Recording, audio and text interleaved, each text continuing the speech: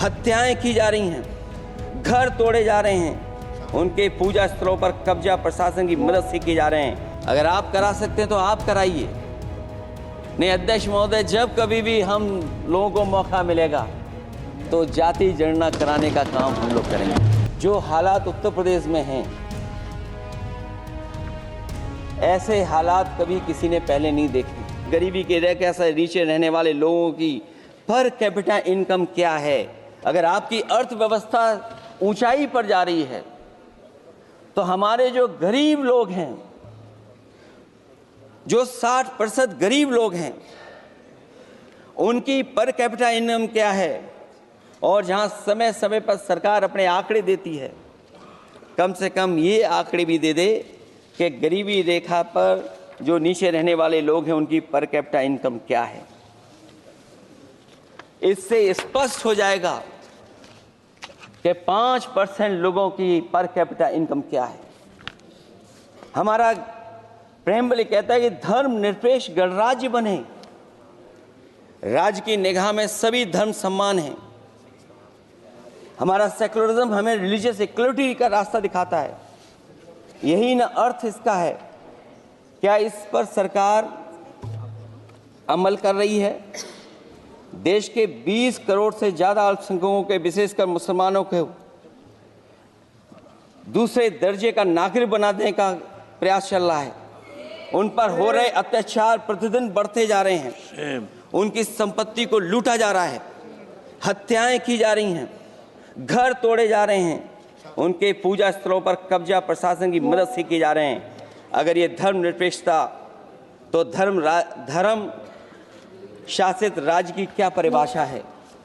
और हाल ही में हम लोगों ने अध्यक्ष महोदय उदाहरण देखा है कि किस तरीके से उत्तर प्रदेश में कई महत्वपूर्ण जगह पर इस तरह की घटनाएं जानबूझ करके की गई। मुझे याद है उस समय, जिस समय उत्तर प्रदेश का इलेक्शन चल रहा था, बहुत से लोगों को वोट डालने का अधिकार जिनको था, उनको अधिकार से रोका गया और जो लोग वोट डालने जा रहे थे उन्हें डराया धमकाया जा रहा था। ऐसे इंतजाम किए गए थे कि ये वोट डालने के लिए वोट बूथ तक न पहुंच पाए। वो तस्वीरें अध्यक्ष महोदय न केवल हम लोगों ने देखी, बल्कि पूरे देश और दुनिया ने देखी होंगी कि किस तरीके से उत्तर प्रदेश की सरकार के प्रशासन के इशारे पर एक पुलिस के अधिकारी ने महिलाओं को वोट से डालने से रोका और रिवॉल्वर दिखा करके कहा कि वोट डालने नहीं जाओगे। मैं उन बहादुर महिलाओं को बधाई देना चाहता हूं कि उन्होंने परवाह नहीं की और उन्होंने कहा कि इससे कुछ जान जाने वाली नहीं, अगर जान भी जाएगी तो हम वोट डाल करके आएंगे। क्या यही लोकतांत्रिक गणराज्य है? सच्चे लोकतंत्र में जनता सुविधापूर्वक मतदान के माध्यम से अपनी सरकार चुनती है। क्या हम सही अर्थों में लोकतांत्रिक व्यवस्था में जी रहे हैं, जहां सरकार मशीन और सरकारी मशीनरी के जरिए जहां चाहे अपनी सरकार बना लेती है, जनता के मत का कोई अर्थ नहीं रखे हैं, वह लोकतंत्र नहीं कहा जा सकता है।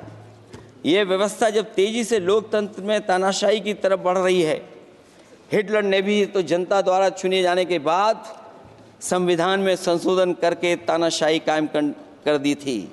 हमारी सरकार भी उसी के समांतर चलने का प्रयास कर रही है। अध्यक्ष महोदय, प्रस्तावना में अध्यक्ष महोदय सामाजिक, आर्थिक और राजनीतिक न्याय दिलाने की बात है। अध्यक्ष महोदय, मैं जब सरकार की तरफ से माननीय मंत्री जी को सुन रहा था, उन्होंने जाति जनगणना को लेकर के कहा कि जाति जनगणना कराना चाहें तो करा लें। हम लोग तो उस पक्ष के धर लोग हैं, अगर आप करा सकते हैं तो आप कराइए। नहीं अध्यक्ष महोदय, जब कभी भी हम लोगों को मौका मिलेगा तो जाति जनगणना कराने का काम हम लोग करेंगे।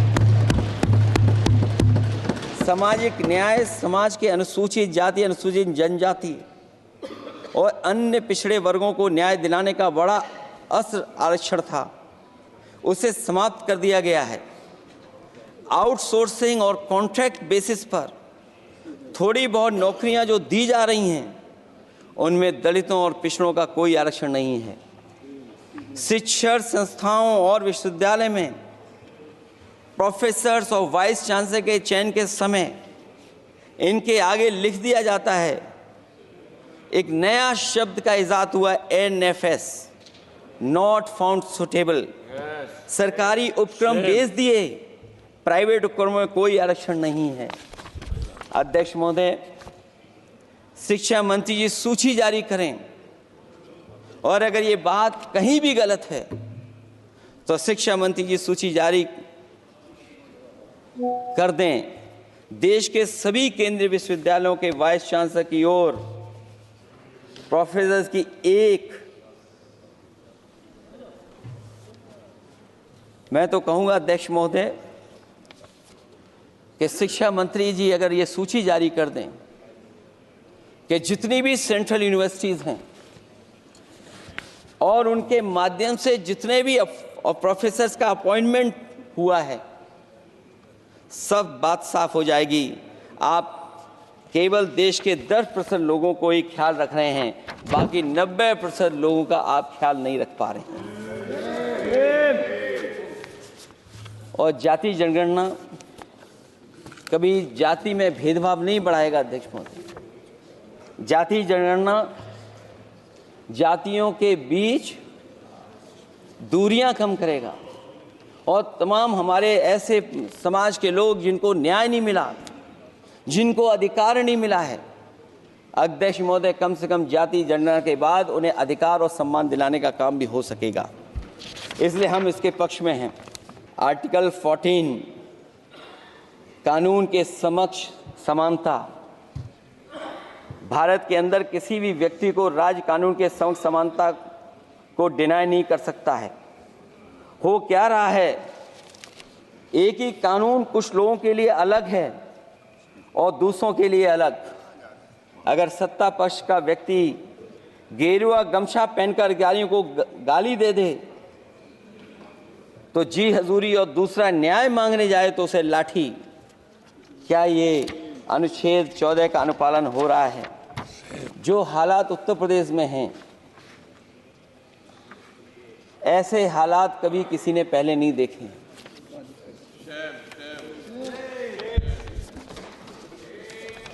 जहां पर कानून की समय समय पर धज्जियां उड़ रही हैं।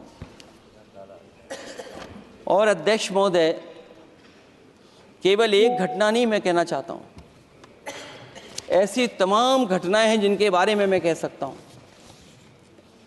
आज़ादी के बाद अगर हम 75वें वर्ष में इस बात पर चर्चा करें संविधान पर, और आए दिन लोगों को न्याय मांगने के लिए आत्मदाह करना पड़े, तहसील हो वहां पे आत्मदाह, जिलाधिकारी हो वहां पे आत्मदाह, न्याय मांगने के लिए अगर मुख्यमंत्री आवास में जाना पड़े वहां पे आत्मदाह। सोचिए हम किस दिशा में जा रहे हैं। और अध्यक्ष महोदय, किसने नहीं देखा कि टीवी पे चलते हुए लोगों की जान ले ली गई? लाइव देखा है सबने। ये कहां का न्याय है? न केवल वो, बल्कि पता नहीं अध्यक्ष महोदय, हमारा प्रदेश कस्टोडियल डेथ में सबसे आगे जा रहा है, महिलाओं के उत्पीड़न में सबसे आगे जा रहा है। ये मैं नहीं कह रहा हूं अध्यक्ष महोदय, ये सरकार के आंकड़े बता रहे हैं। और न केवल इन चीजों में आगे जा रहा है, बल्कि आजकल जो नए जमाने का डिजिटल इंडिया है, अगर साइबर अपराधों में सबसे आगे कोई प्रदेश दिखाई दे रहा है तो वो उत्तर प्रदेश दिखाई दे रहा है। ये अलग बात है अध्यक्ष महोदय कि कभी कभी जो डबल इंजन की सरकार चलने वाले जो दावा करते थे, पहले इंजन टकराते थे, अब तो डब्बे भी टकराने लगे हैं।